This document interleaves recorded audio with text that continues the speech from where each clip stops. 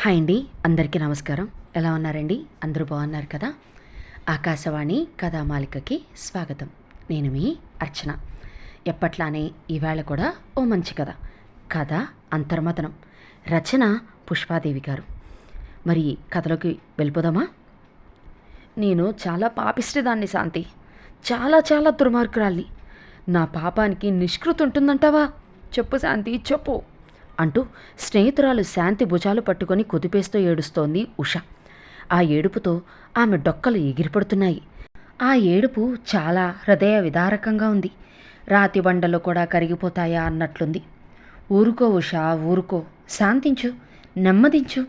నీ కోపానికి సరైన కారణం ఉండబట్టే కదా నువ్వు ఈ పనికి పూనుకున్నావు. నీకింత ఆగ్రహం ఊరికే రాలేదుగా. నువ్వు దాని తల్లివి. దాన్ని ఇంతకాలం కడుపులో పెట్టుకొని కాపాడిన అమ్మవు. నా పేరు శాంతే కానీ నిజమైన శాంతమూర్తివి నువ్వు. అటువంటి నీకు పట్టరానంత కోపం కలిగిందంటే దానికి చాలా బలమైన హేతు ఉంటుంది అని నాకు తెలుసు అంటూ ఉషని శాంతపరచడానికి శతవిధాలా ప్రయత్నిస్తోంది శాంతి. కాదు శాంతి, నేను ఘోరమైన పాపం చేశాను. ప్రపంచంలో ఏ తెల్లైన కన్నబిడ్డ మీద ఎంతటి అఘాయిత్యం చేస్తుందా చెప్పు? ఎంతటి ఆకృత్యం చేస్తుందా?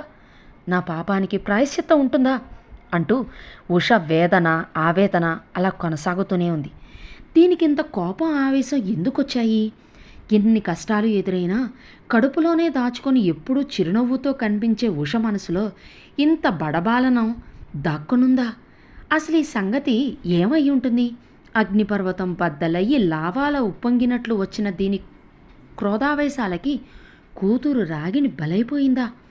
అసలు కారణం ఏమై ఉంటుంది అంటూ ఆలోచిస్తూనే వెక్కి వెక్కి ఏడుస్తున్న ఉషను ఓదార్పుగా వీపు మీద రాస్తున్న శాంతి మనసు గతం వైపుగా పరుగులు పెట్టింది.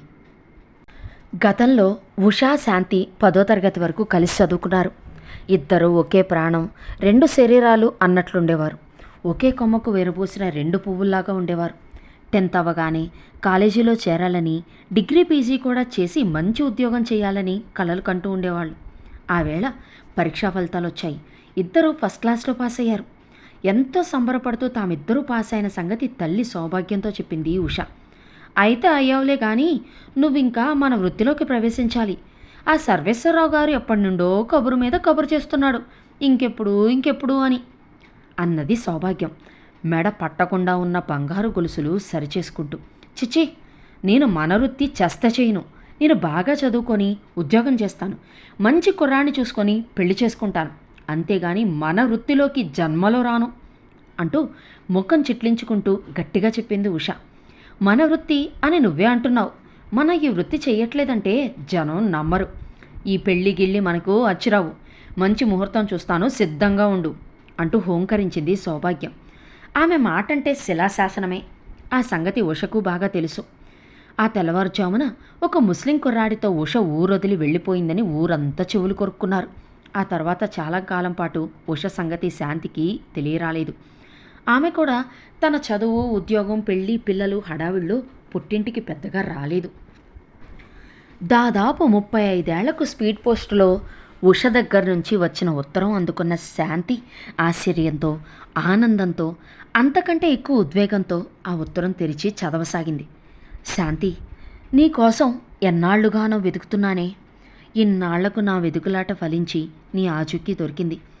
మొన్న ఈ మధ్య మన చిన్నప్పటి మిత్రురాలు జరీనా కనిపించింది. నీ అడ్రస్సు, వివరాలు అన్నీ తనే చెప్పింది.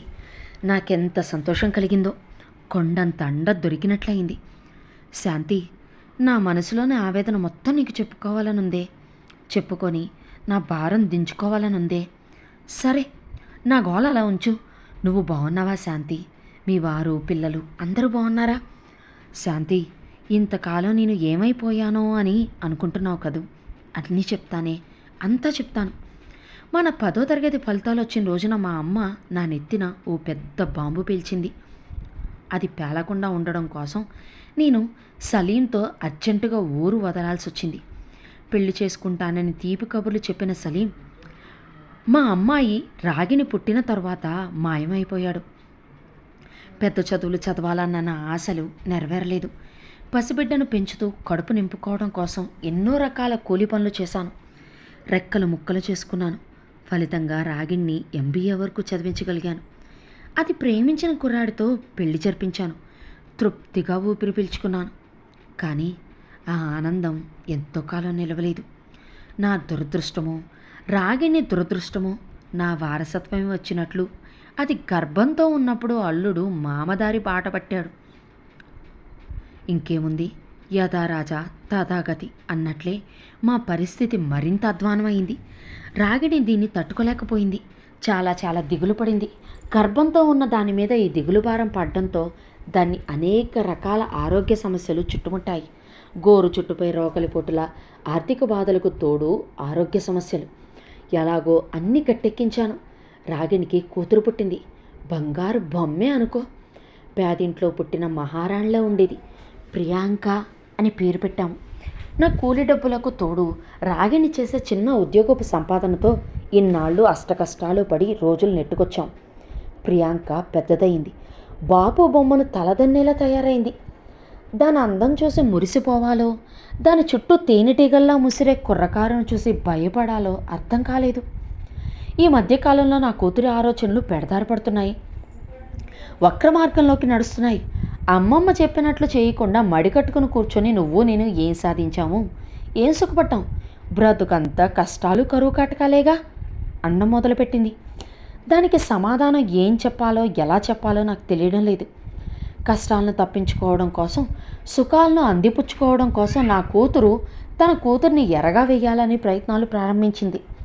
డబ్బు సంపాదిస్తే ఎన్నో రకాలుగా సుఖపడవచ్చు, విమానాల్లో విహారాలు చెయ్యొచ్చు, దాసదాసీ జనంతో సేవలు చేయించుకోవచ్చు అంటూ రకరకాలుగా తన కూతురికి నోరు పోయడం మొదలుపెట్టింది.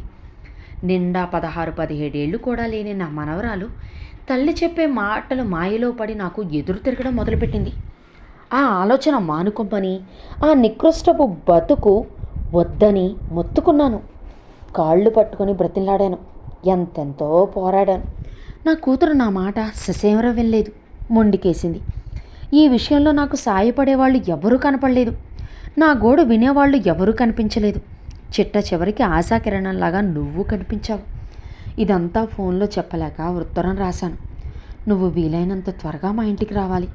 రాగిణికి, ప్రియాంకకు నచ్చ చెప్పాలి. వాళ్ళ మనసుల్లోని విషబీజాలను కోకటి వేళ్లతో తొలగించాలి. ఈ ప్రమాదం నుండి మా ముగ్గురిని రక్షించాలి. త్వరగా వస్తావని ఆశిస్తూ నీ రాక కోసం 1000 కళ్ళతో ఎదురు చూస్తున్నాను. ఇట్లు నీ ప్రాణమిత్రురాలు ఉషారాణి అంటూ ఉత్తరం చదివిన శాంతికి అందులోని విషయం మనసులోకి చేరడానికి కొద్దిగా సమయం పట్టింది. తర్వాత ఆ విషయ తీవ్రతను బట్టి వెంటనే వెళ్ళాలని నిర్ణయించుకుంది. 10 రోజుల నుండి జ్వరంతో బాధపడుతున్న భర్తను తన తల్లికి అప్పగించి ప్రయాణం కట్టింది. కానీ శాంతి వెళ్లేలోపే ఘోరం జరిగిపోయింది.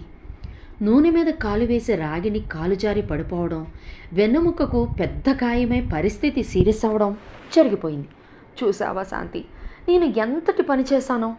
మొన్న రాగిని తన కూతుర్ని తీసుకుని ఎక్కడికో బయలుదేరింది.